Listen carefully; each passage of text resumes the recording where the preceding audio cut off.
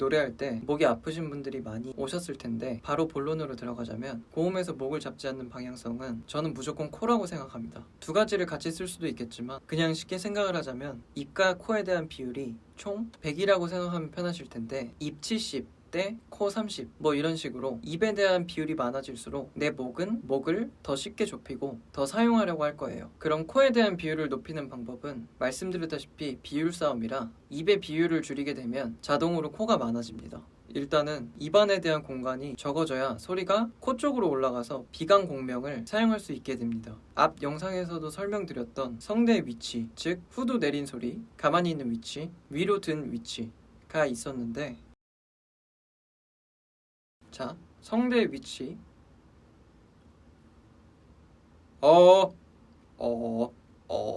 이쪽이 같이 이렇게 내려가는데 내려가는 게 후두가 내려가는 쪽, 그리고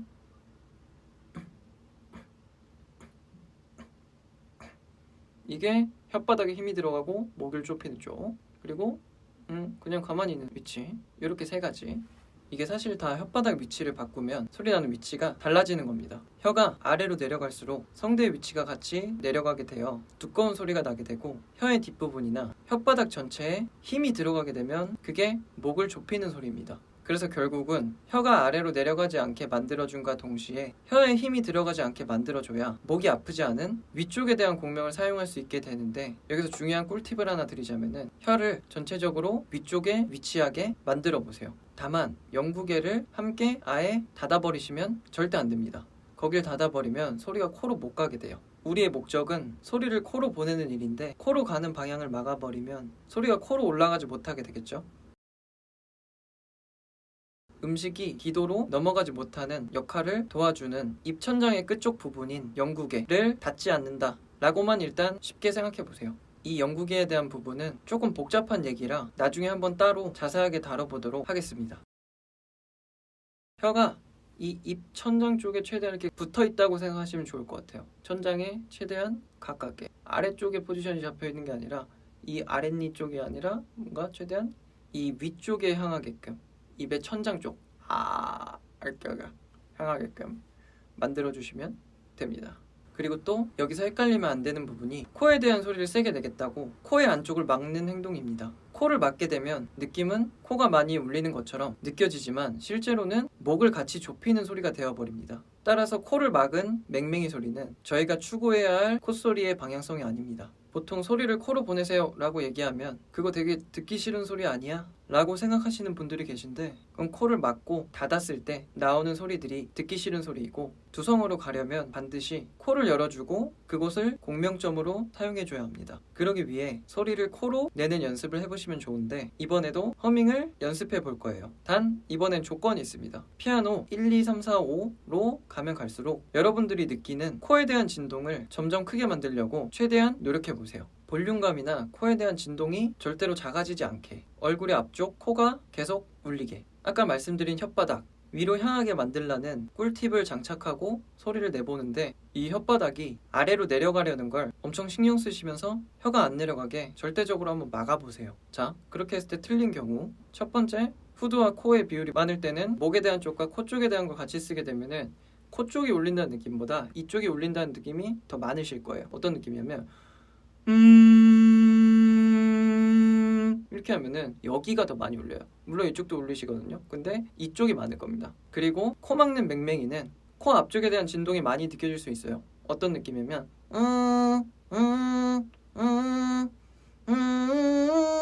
같은 느낌이 되면은 이건 코를 막는 건데 진동이 많이 느껴질 수 있거든요. 근데 보시면은 이쪽이 같이 작용할 거예요.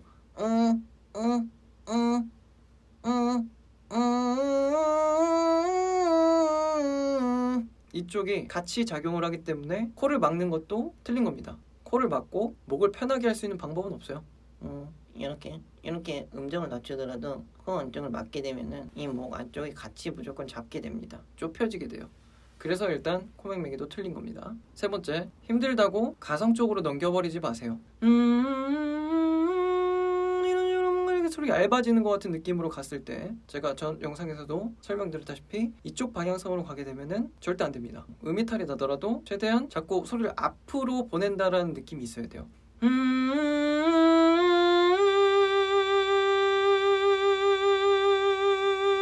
삑사리가 나더라도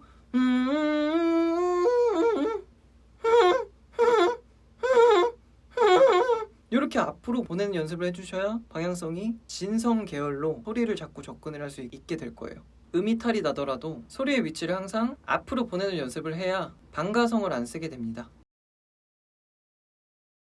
자, 여기서부터 허밍을 연습하시면 됩니다.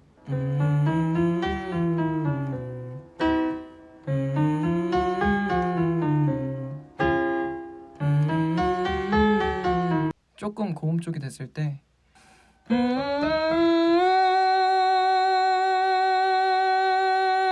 여기가 울리게, 그 다음 맹맹이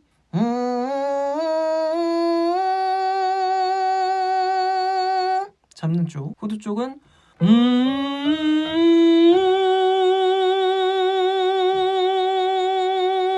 그 다음 뒤집는 쪽은 이렇게 뒤로 넘겨버리는 듯한 느낌, 틀리는 거. 그리고 앞으로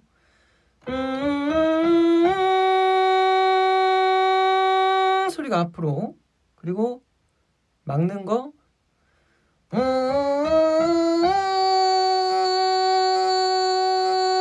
안쪽 막으시면 안 되고, 그 다음 후도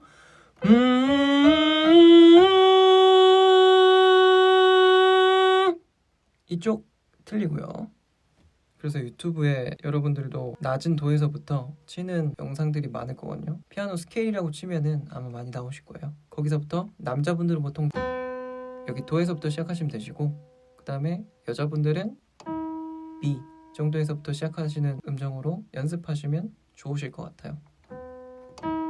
도, B, 남자 도, 여자 B부터 시작하면 됩니다. 근데 여자분들은 좀 너무 낮은 데는 하지 마세요. 내가 편하게 날 수 있는 음정부터 시작하시면 돼요. 그게 보통 미에서 파샵까지 시작점으로 잡고 가시면 됩니다. 감사합니다.